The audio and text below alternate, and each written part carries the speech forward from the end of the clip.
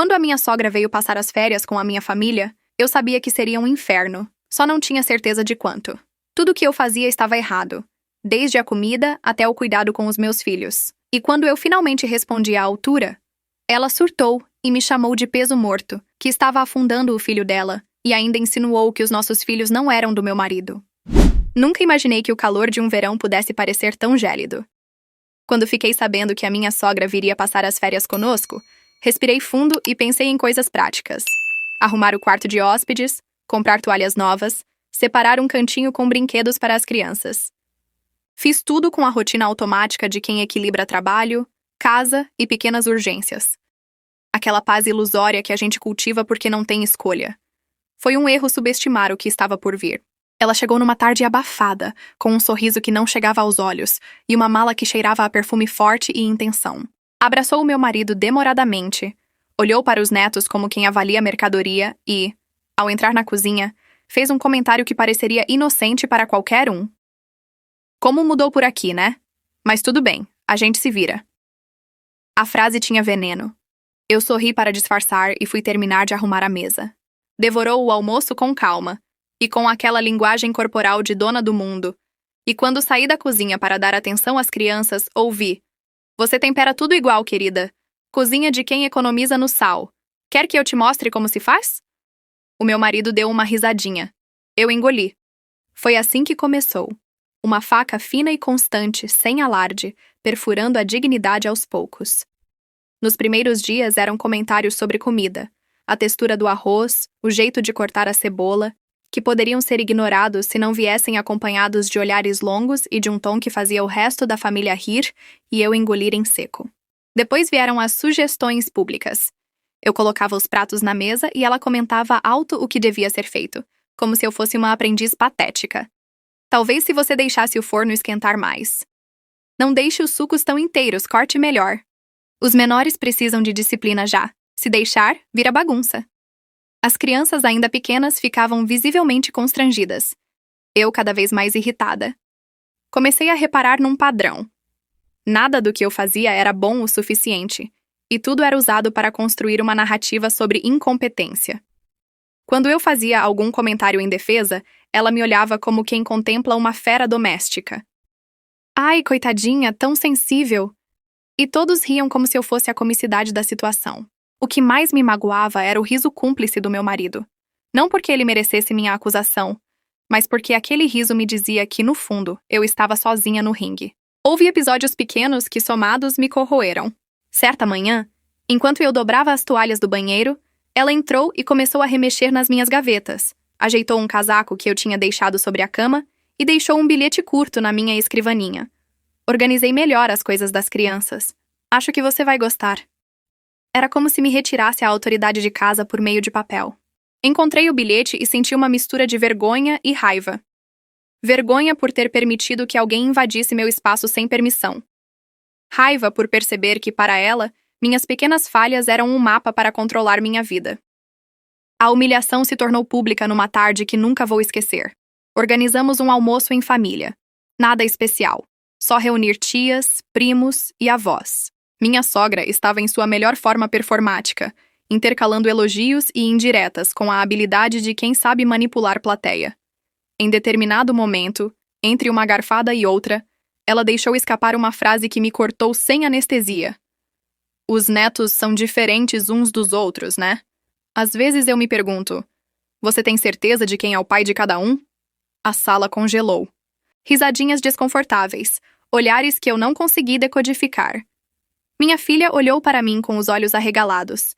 Foi como se alguém tivesse jogado lama no centro da mesa e o cheiro atingisse a todos.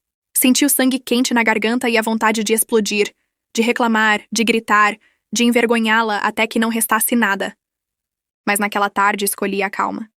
Respondi com voz firme que aquilo era uma ofensa e que não admitia insinuar dúvidas sobre a paternidade dos meus filhos. Ela sorriu, slow motion, e me chamou de dramática. Meu marido, que tinha visto tudo, tentou minimizar. Não foi nada, mãe, brincadeira. Aquele brincadeira doeu mais que a ofensa. Não era só que ela me magoava, era que a quem eu mais confiava, aquele gesto soou como desculpa. Depois desse episódio, as coisas escalaram. Ela passou a plantar dúvidas em pequenas conversas com parentes e amigos. Acho que a criança tem um nariz que não combina com a família, dizia como se fosse uma constatação científica. Comentava com o meu sogro sobre como eu administrava mal as finanças. E sempre acrescentava que, se preciso, sabia ajudar com conselhos. Em jantares fazia piadas sobre a minha origem, sobre meu modo de falar, como se ainda existisse um troféu a ser ganho pela humilhação pública. As tentativas de me minar aumentaram quando percebi que ela aproveitava qualquer abertura para se inserir na rotina das crianças. Marcava consultas médicas sem me avisar.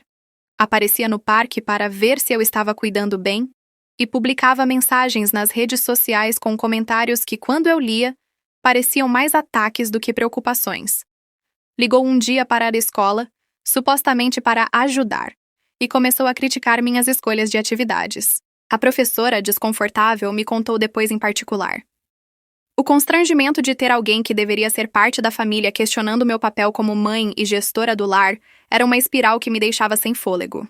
Passei a vigiar minhas reações. Cada defesa que eu fazia era convertida por ela em prova de temperamento e de incapacidade de lidar com críticas. Ela não sabe aceitar ajuda, repetia para os que aceitavam ouvir. Era esgotante. Eu me via sempre em dúvida, reagir e ser a vilã explosiva, ou calar e deixar que a narrativa dela se construísse. Havia dias em que saía para trabalhar e voltava chorando mentalmente, decidindo as pequenas batalhas da casa com um cansaço que não era só físico, era moral. E então veio o episódio que me fez perceber que a situação precisava de uma resposta séria. Numa tarde, eu estava distribuindo os lanches das crianças. A mais nova queria repetir o suco e a mais velha pedia um biscoito. Minha sogra, que estivera no sofá observando, pegou a embalagem de biscoitos e, em voz alta, disse: "Se você dá biscoito assim, depois reclama quando a criança tem comportamento. Vocês, da sua família, sempre perdem o controle." A filha mais velha olhou para mim, confusa. Eu respondi com firmeza que cada família tem suas regras, que eu decidia o que dava aos meus filhos. Ela riu e chamou minha atenção. Ah, claro, a mãe defensiva. No mesmo dia, ela enviou uma mensagem a uma prima distante dizendo: "Essa menininha tem um temperamento, coitada da minha casa." Um ataque por todos os ângulos. A humilhação assumiu nova forma quando ela começou a criar intrigas específicas sobre o dinheiro. Sabia que eu fazia o possível para manter as despesas em dia e para cobrir custos que, boa parte das vezes, acabavam recaindo sobre mim. Com a desculpa de ajudar a economizar, ela passou a opinar sobre as compras, fez comentários sobre contas que eu pagava e, pior, sussurrou que eu não sabia gerir. Em reuniões familiares, deixava escapar que, será que ela consegue manter a casa sem ajuda? E aquela pergunta era uma lâmina que me perfurava onde eu era mais sensível. Minha independência e minha honra de provedora. Comecei a notar que, além de me humilhar, ela sorrateiramente tentava minar o relacionamento entre meu marido e eu. Fazia elogios exagerados a ele, sempre com o subtexto: "Você merece alguém melhor." Comentava sobre minhas supostas falta de visão e sutilmente insinuava que, sem ela, meu marido teria sofrido com escolhas erradas. Eu via meu companheiro se encolher entre o desejo de não ferir a mãe e a obrigação de me defender. Era um jogo que corroía silenciosamente a fundação do nosso casamento. Uma manhã, cansada, decidi que não poderia mais ser passiva. Não queria brigar de maneira descontrolada, porque sei que explosões públicas muitas vezes me colocam na posição de quem não sabe lidar. Precisava de estratégia. Passei a anotar. Sim, literalmente. Pequenas evidências. Bilhetes que ela deixava, mensagens que chegavam com indiretas, comentários que testemunhas presenciavam. Havia um padrão e eu precisava documentá-lo antes que a narrativa dela me destruísse por completo. Fui além. Comecei a conversar discretamente com vizinhos e conhecidos. Nem para vingança imediata, só para restabelecer minha rede. Pessoas que pudessem testemunhar a minha versão se algo mais grave acontecesse. Percebi que, enquanto eu me organizava, a raiva que me consumia transformava-se em uma espécie de foco. Eu ainda sentia vontade de gritar, de jogar tudo para o alto, mas algo mais frio e prático crescia em mim. A convicção de que era hora de colocar limites claros. O ponto de ruptura aconteceu numa noite que parecia igual a tantas outras. Havíamos jantado, eu tinha colocado as crianças para dormir e sentava com meu marido na sala, tentando explicar, por uma última vez, que eu precisava de apoio. Pedi que ele conversasse com a mãe e marcasse limites. Ele concordou, com um sorriso cansado e um pedido de paciência. Achei que dali sairia uma medida simples. Uma conversa, um pedido de desculpas e a volta à normalidade. Coloquei meus planos e esperanças de lado quando, no jantar do mesmo dia, ela fez a ofensiva final. Entre sorrisos forçados, atirou. Sabe, eu realmente me preocupo com os netos. Às vezes me pergunto como o meu filho aceitou viver com alguém tão vulnerável. Parece que ela está afundando você, meu filho. Não é culpa sua, querida, mas precisamos cuidar dele. E com uma frieza que congelou a sala inteira, completou. E quanto aos netos? Será que você tem certeza que são mesmo do seu marido? A criança que dormia acima acordou com o barulho e começou a chorar. Meu estômago virou. A palavra afundando foi lâmina. Mas foi peso morto, o golpe final. Ela me chamou assim. Você é um peso morto, que está afundando o meu filho. A frase foi projetada para me destruir no silêncio do meu próprio lar. Caiu como chumbo. O mundo inteiro pareceu encolher a 1 segundo de chão falso. As crianças calaram-se. Meu marido ficou pálido. Eu podia sentir o olhar das paredes, como se elas julgassem cada palavra. Senti um misto de vergonha, fúria e alívio. Vergonha por ter permitido que chegassem a esse ponto. Fúria por ouvir algo tão vile e alívio por, finalmente, ter a clareza de que não poderia mais tolerar. Naquele instante, meu corpo reagiu de forma que não chegaria a gritar. Respondi. Não com xingamentos, não com lágrimas acidentais, mas com um corte preciso que vinha guardado havia semanas. Falei do que ela fazia às crianças, das mensagens, das invasões, dos bilhetes. Falei do constrangimento, do medo de criar filhos que acreditassem que uma presença constante poderia desconstruir sua mãe. Falei do meu trabalho, das noites sem dormir, das contas que sozinha mantinha e da dedicação invisível que eu oferecia todos os dias. Disse que a paciência tinha limite e que aquele limite havia sido ultrapassado. Ela reagiu com a máscara de sempre, ofendida, vítima, injustiçada. Em tom teatral, praguejou que tudo era exagero, que eu era que inventava problemas e que ele, meu marido, deveria pensar bem antes de tomar partido. Ele, dividido, ficou entre a lealdade a uma mãe que o criou e a lealdade a uma esposa que lutou ao seu lado. Quando ele não me defendeu com a firmeza que eu esperava, algo dentro de mim mudou. Não foi só dor. Foi a convicção de que passaria de resistência à ação. Quando as crianças dormiram, sentei na escrivaninha e escrevi. Listei as humilhações, com datas e testemunhas. Coletei bilhetes, print de mensagens, anotações de conversas. Não para cultivar ódio, embora ele estivesse lá, mas para estruturar uma resposta que protegesse nossa família. Eu não aceitaria que a casa onde eu criei meus filhos virasse palco de um espetáculo que pavimentava a minha queda. Precisava de estratégia. A raiva era agora a ferramenta. Orientava, apontava, exigia organização. Ao fechar o caderno naquela noite, senti pela primeira vez, depois de semanas, algo que se parecia com clareza. Não sabia ainda como seria o desfecho, nem quais cartas iria jogar. Mas sabia que não iria me curvar. Se ela queria guerra de palco, eu daria algo que a deixasse sem argumentos e sem palco. Se queria humilhação pública, eu venceria com dignidade, provas e um pacto claro. Ninguém toca nos meus filhos. E enquanto o sono me vencera, ainda ouvi lá fora o som fraco da TV da sala. A sogra sozinha, talvez reescrevendo a própria versão dos fatos. Eu me deitei com uma determinação estranha. Estava exausta, magoada, mas preparada para lutar. E por mais que a noite fosse longa, a batalha apenas começava. Acordei no dia seguinte com a sensação de que algo em mim havia mudado. Aquele fogo que parecia apenas amargura transformara-se numa espécie de clareza cortante. Não era mais só reagir à dor. Era planejar para impedir que aquilo se repetisse. Levantei cedo, fiz café, arrumei o que precisava ser arrumado como se fosse qualquer outra manhã. Porque, no fundo, a rotina protegia as crianças da tempestade que eu sabia que vinha. E, enquanto eles ainda dormiam, sentei com um caderno e comecei a escrever. Anotei tudo. Data, hora, o que foi dito, quem estava presente e como as crianças reagiram. Achei ridículo no começo. Um diário de ofensas. Mas logo percebi que aquilo me trazia ordem. Coloquei bilhetes que ela deixara, prints de mensagens, trechos de comentários em redes sociais, relatos de vizinhos que haviam comentado com gentileza em momentos de desabafo. Não era vingança por vingança, era proteção.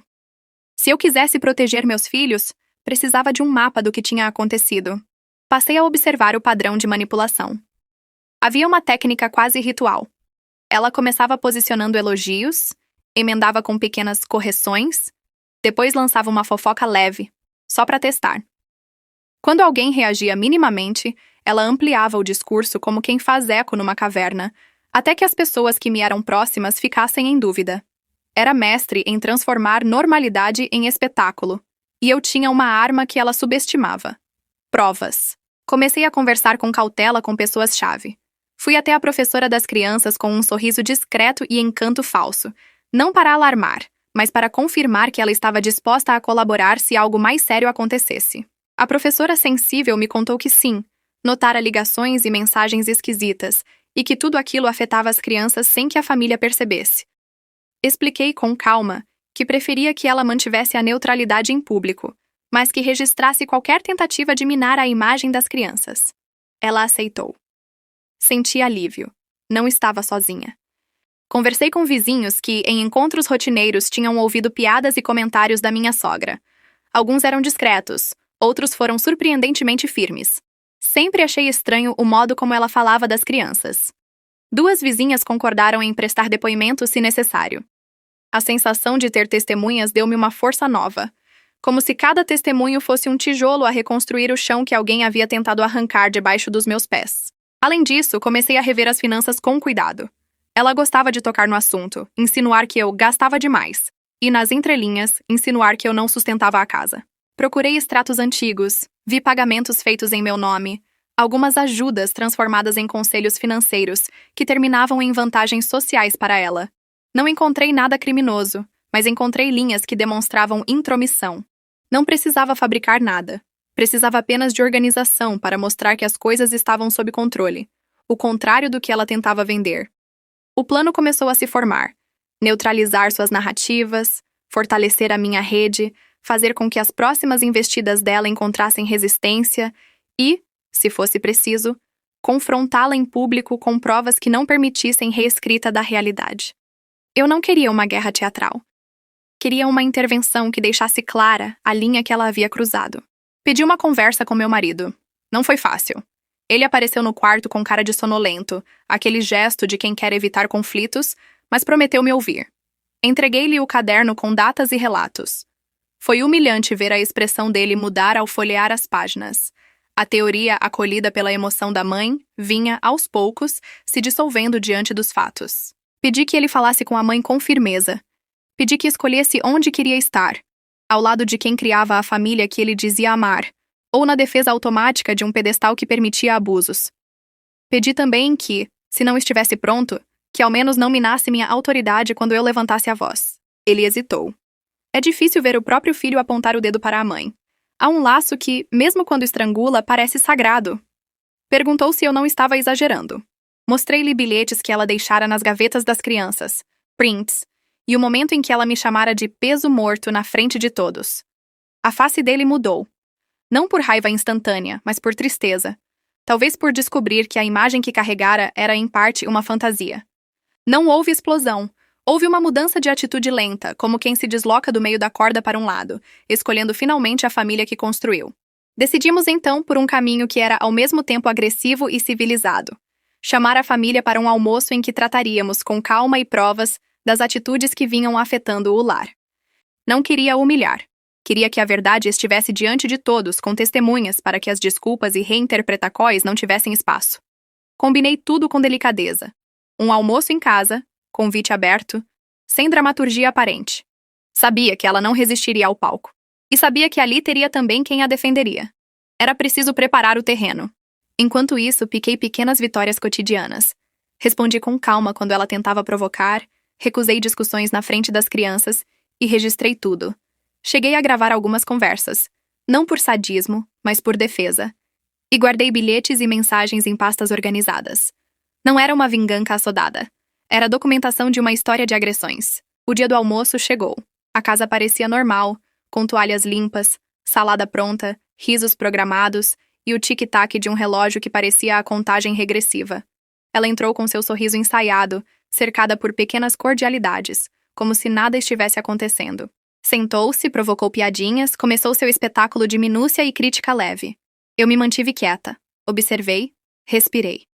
Quando ela, com aquele tom ácido, lançou a primeira insinuação sobre a paternidade de um dos netos, senti as mãos suarem. Mas eu não cedi ao impulso de gritar. Levantei e, com a serenidade que vinha do preparo, coloquei o dossiê sobre a mesa. Abri as páginas devagar, como se fosse um livro que queria contar.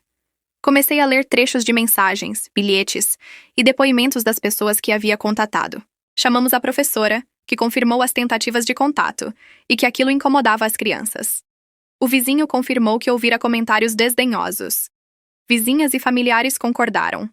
A cada trecho, o círculo de proteção que ela tanto cultivara começava a se desmontar como castelo de cartas. Ela tentou reagir com a cartilha antiga. Lágrimas, culpa fingida, acusação de não saber ouvir. Oferecia uma alternativa civilizada. Ela poderia pedir desculpas na frente de todos e comprometer-se com mudanças concretas. Terapia familiar, respeito ao espaço da casa e suspensão de comentários sobre a paternidade das crianças. Propus um gesto que podia soar irônico, mas que era uma forma de dignidade. Ofereci-me a pagar 15 dias de hotel para que ela tivesse um espaço para refletir e aceitar ajuda sem humilhação pública. Era uma saída honrosa que a retiraria do palco sem corte. A face dela enrijeceu. Percebi naquele instante que o que mais a incomodava não era morar fora da casa, era perder o suporte social. Ela tentou contrabandear o argumento de vítima. Eles nunca me deixam ser avó. Eu permaneci inabalável. A avó é quem cuida com carinho, não de quem humilha e cria intrigas. Foi meu marido que, pela primeira vez, falou com firmeza. Levantou-se, respirou e disse à mãe que a casa dele tinha regras. Disse que não aceitaria que a honra da esposa e a paz dos filhos fossem pisoteadas. Ouvi as palavras dele como um trovão que parte à noite. Mãe, ou você muda, ou você vai morar outro lugar por um tempo. Aqui, as coisas são diferentes. Quando ela percebeu que a performance não surtia efeito, que as pessoas que antes sorriam cúmplices agora evitavam olhar para ela, mostrou sinais de descontrole. Gritou, acusou, pediu que eu fosse implacável por orgulho. Mas naquele momento havia uma força silenciosa que a desarmou. O conjunto de testemunhos, a firmeza do marido e a aceitação quase unânime de que a paz do lar valia mais do que a manutenção de um personagem. Alguns parentes que até então haviam mantido silêncio se mostraram do meu lado com incredulidade e apoio tímido. Senti, enfim, que a rede que eu havia costurado funcionava. Ela recusou com raiva o hotel. Preferiu sustentar a narrativa de vítima e sair para espalhar sua versão entre familiares. Deixou a casa naquela tarde com malas feitas, o rosto duro e a bagagem de rancor. Eu não pulei de alegria. Senti alívio e um nó de tristeza. Porque antes de tudo era a minha sogra, alguém que talvez pudesse ter sido diferente. Mas para minhas crianças, aqueles 15 dias seriam um descanso. E isso, naquele momento, era tudo. Nos dias que se seguiram à sua saída, a calma entrou como um sol tímido. As crianças voltaram a rir alto na sala, sem olhar à porta como se esperassem uma repreensão. Dormiram melhor. Eu senti pela primeira vez em semanas que poderia tomar decisões sem sentir um olhar crítico no pescoço. Aproveitei aqueles dias para reorganizar pequenas coisas. Regras de visitas claras, horários definidos, combinados sobre respeito e, mais importante, comecei terapia familiar com meu marido. Não porque a culpa fosse nossa, mas porque a reconstrução precisa de ferramentas. A terapia foi um espelho duro. Trouxe à tona omissões do meu marido, medos antigos e a tendência de ele agradar a mãe como forma de evitar conflitos. Mas também nos deu linguagem e estratégias para, em conjunto, proteger a casa. Eu aprendi a pedir suporte sem culpa. Ele aprendeu a colocar limites sem sentir que traiu suas origens. Juntos reforçamos os limites que definiriam como nossa família deveria ser tratada. Não por decreto, mas por convicções alinhadas. Enquanto ela estava fora, não fiquei aguardando o retorno. Tomei medidas práticas. Consultei um advogado para entender que possibilidades legais existiam caso a difamação continuasse. Não queria processos. Queria saber até onde ia a proteção. Enviei mensagens claras a parentes próximos pedindo que conversassem com ela, explicando que o hospitalidade era diferente de conivência com humilhações. Reforcei com a escola e a professora que houvera um episódio e pedi atenção discreta. Cada passo era calculado para que a volta dela não fosse um retorno ao palco. Ao final dos 15 dias, eu já havia pensado em formas de reintegração que exigissem responsabilidade. Não queria apenas barrar, queria transformar. Sabia, no entanto, que muitas pessoas não mudam porque se impõem limite. Mudam quando perdem o palco e precisam procurar outro significado. A saída temporária fora um golpe no ego dela, e isto eu esperava a obrigaria a repensar. Mas também me preparei para a possibilidade de que ela preferisse lutar até o fim, e foi com esse espírito cauteloso que esperei sua volta.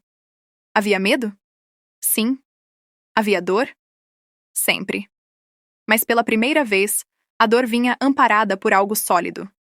Provas, testemunhas, um marido que começava a escolher o lar e uma família que, pouco a pouco, escolhia o bem-estar das crianças em vez do teatro de humilhações. A guerra não estava ganha, mas a linha havia sido traçada, e eu me sentia, pela primeira vez em muito tempo, dona do espaço onde minhas crianças cresciam.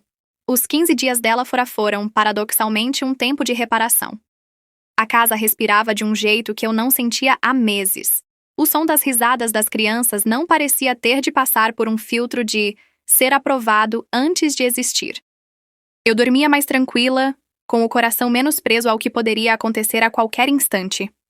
Ainda assim, havia um peso. Não de medo, mas de responsabilidade. Sabia que a volta dela seria um teste. Ou a mudança que eu desejava aconteceria, ou toda a estratégia até ali não valeria de nada. E eu não podia permitir o retorno do teatro. Nos preparativos para recebê-la, pensei em cada detalhe. Não para humilhá-la, mas para proteger nossa rotina. Defini horários de visita, reforcei com o marido que ele devia intervir sempre que houvesse excesso. Combinei com a escola que, caso surgissem novos episódios, as denúncias seriam registradas. Decidi que, em casa, não aceitaríamos comentários que desqualificassem a autoridade dos pais. Foi uma preparação metódica, quase militar, porque a guerra havia sido psicológica e exigia disciplina estratégica. No dia em que ela voltou, trouxe consigo uma mala de desculpas envernizadas. Havia bilhetes curtos, mensagens repetindo variações de "sinto muito se te magoei" e uma atitude que tentou parecer humilde. Aceitei uma conversa calma na sala, com as crianças em atividades fora da casa para que o primeiro contato não recaísse sobre elas. Para minha surpresa, e meu alívio cauteloso, por alguns dias ela pareceu contida.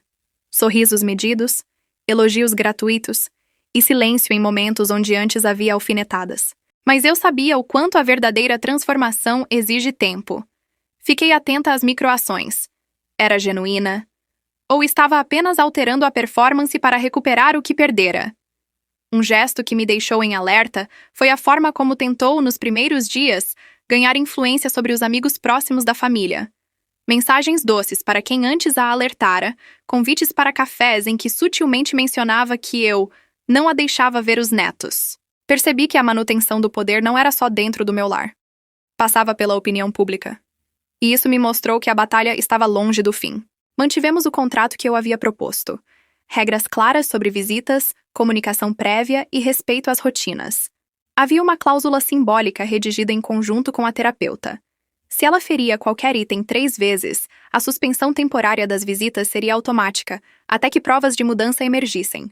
A ideia não era punir arbitrariamente, mas criar limites tangíveis.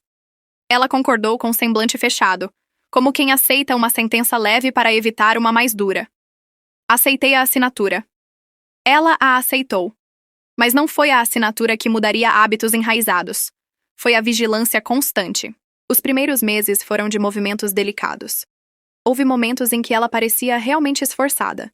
Trouxe presentes sem comentários ácidos, ajudou em pequenas tarefas sem teatralidade e até conversou com calma com a terapeuta quando eu propus encontros monitorados. Eu queria acreditar, por 2 motivos práticos. 1, porque a paz era um objetivo real, e 2, porque queria ensinar às crianças que pessoas podem aprender a se comportar melhor. No entanto, a cautela era minha companheira constante. Toda vez que ela fazia um elogio exagerado sobre algo meu, havia uma corrente invisível por trás. Era preciso desconfiar. E então, passados alguns meses, as rachaduras reapareceram. Pequenos comentários deixados como migalhas, uma indireta sobre a roupa da minha filha que veio em público, uma risadinha ao ouvir minhas opiniões sobre educação, Uma mensagem anônima para um conhecido insinuando que eu não sou tão imparcial quanto parece. Cada um desses atos, isolados, poderia ser ignorado. Em conjunto, reconstruíam o padrão de dominação.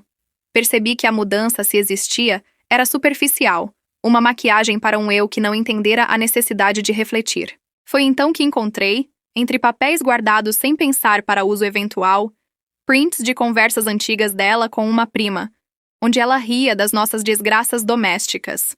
Havia uma frase que doeu. Ela é tão dramática, esse é o entretenimento. Percebi que nunca tinha sido apenas sobre controle no lar. Havia um prazer mórbido em me ver encolhida diante de plateias.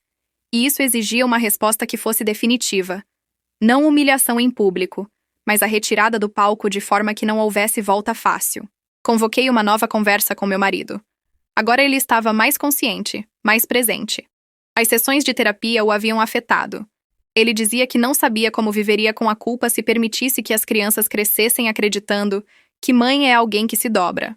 Combinei com ele que a próxima transgressão dela teria consequências imediatas, claras e inegociáveis. Não era retaliação, era proteção por meio de limites. A infração aconteceu em um almoço de domingo. Era a primeira vez, meses depois, que nossa família extensa se reunia com harmonia. Havia risos soltos, sobremesas, e a mesa cheia de gente que, até ali, não se tornara palco. No meio do almoço, ela levantou a velha armadilha, comentou de forma risonha sobre hábitos íntimos do meu passado, insinuando que eu não era confiável para dar conselhos às crianças. A frase foi jogada como quem apoia um prego num quadro, e o quadro inteiro ruiu. Eu a olhei e, num movimento que havia treinado mentalmente nas últimas semanas, pedi a palavra com calma. Mostrei a ela, na frente da família, algumas conversas, não para envergonhá-la por prazer, mas para que todos vissem o padrão. Expliquei que a tolerância não era infinita e que os netos não podiam ser campo de provas de mesquinharia. Pedi que ela cumprisse o compromisso que assinara. 3 violações e suspensão automática de visitas. Havia uma serenidade na minha voz que não era fraqueza e que, somada à clareza dos fatos, retirou a teatralidade do momento. A resposta dela foi o que eu esperava. Um acesso de fúria, palavras pesadas e um pedido de intervenção de outros familiares. Mas aqueles familiares, muitos deles já sensíveis ao processo, não sustentaram a defesa que outrora ofereceriam. Dessa vez, a reação familiar não foi uníssona em favor dela. Algumas vozes, inclusive de pessoas mais próximas, pediram calma e sugeriram que ela refletisse. Outros, que antes a encobriam, escolheram ficar longe. A pressão social mudou a equação. Ela, acuada e desesperada para recuperar visibilidade, passou a agir de forma mais inglória. Procurou a imprensa local. Sim, ela tentou fazer barulho, espalhar acusações falsas, e até tentou iniciar conversas difamatórias com pessoas influentes da comunidade. Foi aí que decidi que medidas administrativas ilegais deveriam entrar no jogo. Procurei meu advogado com o pacote de provas que vinha reunindo ao longo dos meses. Mensagens, testemunhos, prints das interações que claramente caracterizavam assédio moral e difamação. Não procurei processá-la por vingança. Procurei orientação para proteger os meus filhos e evitar que mentiras virassem redes malignas. Meu advogado redigiu uma notificação extrajudicial. Um documento formal pedindo cessar imediatamente qualquer prática de difamação, assédio ou contato invasivo com terceiros. A carta também deixava claro que, caso a conduta persistisse, medidas legais seriam tomadas. Enviar aquela notificação foi um divisor de águas. Para ela, era a confirmação de que perdera a impunidade. Para nós, era um remédio que nos deu segurança. A notificação, para minha surpresa, teve um efeito rápido. Ela reagiu como quem perde a última arma. Começou a espalhar versões truncadas da verdade para tentadoras audiências. Espalhou histórias sobre uma nora cruel que expulsou uma mãe. O clássico roteiro dramático. Mas o que ela não contava era que, nesse ponto, a comunidade já vira o seu padrão por trás do espetáculo. Muitas pessoas passaram a nos ouvir com atenção e a checar fatos antes de acreditar em versões. A prevenção social funcionou. A difamação perdeu força perante depoimentos e fatos documentados. Os meses seguintes foram de consolidação do novo equilíbrio. Reforçamos rotinas. As crianças tinham horários estáveis e aprenderam a lidar com a presença da avó de forma firme. A relação ficou contida por regras claras. A sogra, por sua vez, sentiu o isolamento. Não era apenas a minha decisão, eram as consequências sociais de atitudes reiteradas. Algumas pessoas que antes a apoiavam tinham se afastado. Ela, que vivia de palco, viu-se em cena vazia. Houve, sim, momentos em que ouvi sobre o sofrimento dela, não pela situação, mas por ter perdido a plateia. Isso me trouxe ambivalência. Não queríamos sua ruína, mas queríamos limites. Quando meses depois ela enfim percebeu que a batalha por domínio não renderia frutos, procurou mudanças superficiais. Terapeutas via online, cartas de desculpas que chegavam embaladas com pequenas oferendas. Aceitei partes disso, porque compreendo que pessoas também podem tentar reabilitar-se por medo e não por mudança de coração. Não celebrei as cartas, avaliei ações. Quando pude constatar comportamentos repetidamente coerentes com respeito, e quando as mensagens maliciosas pararam, permiti visitas monitoradas e curtas, sempre na presença de terceiros. A condição era clara. Qualquer deslize e a suspensão voltaria. Não foi um triunfo dramático. Foi antes uma vigilância com decência. A vingança que tanto ansiara, se é que posso chamar assim, não teve sabor de rancor. Não arruinei alguém. Eu removi uma fonte de desordem. Reestabeleci limites e protegi as crianças. Fiz com que ela perdesse privilégios conquistados pelo teatro da humilhação, e isso, para ela, doeu mais do que qualquer palavra. A expulsão, quando aconteceu de forma definitiva, veio não como um ato de fúria, mas como consequência lógica das escolhas dela. Preferiu manter a narrativa doentia a aceitar uma convivência respeitosa. A casa ficou livre para ser um lugar de risos, choro sem culpa e histórias que não precisavam de espectadores maliciosos. O pós-ruptura foi cheio de pequenos ajustes. Reforcei espaços de afeto, jantares sem olhar para trás, passeios livres, noites de filme com pipoca e ninguém questionando a legitimidade daquele momento. As crianças cresceram vendo uma mãe que se defendia com argumentos e limites, não com gritos ou humilhação. Isso, confesso, foi a vitória maior. Mostrar com exemplos que dignidade se sustenta com ações e não com pantomimas. Houve quem me chantageasse com a fala de que eu havia arruinado uma família. Uma frase que, por si, era cômica diante do estrago que a sogra havia causado ao longo de anos. Respondi com calma. Eu reconstruí a minha família. Não era orgulho vazado, era constatação. A recuperação exigiu tempo e trabalho vulnerável. Meu marido e eu investimos em terapia contínua, em diálogo, em garantir que o que nos unia era mais forte que velhas fidelidades. Hoje, quando penso naquele período, vejo uma série de momentos de raiva e vergonha que me marcaram, e que eu aproveitei como matéria-prima para edificar algo novo. A humilhação do passado virou ferramenta pedagógica para os meus filhos. Quando converso com eles sobre limites, uso exemplos simples, não para falar mal de ninguém, mas para ensinar que respeito é inegociável. E quando me perguntam se senti prazer em expulsar alguém, respondo com honestidade. Não foi prazer, foi proteção. A vingança que eu quis não foi uma revanche cruel, mas a restauração do lar. Ainda há resquícios do que vivemos. Ex-colegas da sogra ainda me mandam olhares, e vez por outra recebo mensagens de parentes que ainda não processaram tudo. Mas isso não me abala. O que me move é ver meus filhos crescerem com segurança, ver o marido que escolheu lutar ao meu lado e ouvir a minha filha dizer, num tom de surpresa e ternura: "Mãe, eu sabia que você era forte." Nessas horas, o cansaço vira história de vitória. Se algo sobreviveu desse processo, foi a convicção de que limites são um ato de amor. A vingança, quando a chamo assim, foi apenas o caminho para devolver aos meus filhos um espaço onde pudessem ser crianças, sem a sombra de quem queria transformar suas vidas em espetáculo. E por mais que a memória da dor permaneça, ela agora ocupa um espaço menor, o suficiente para me lembrar do que não posso permitir, e grande o bastante para me lembrar de como sou capaz de proteger o que mais importa.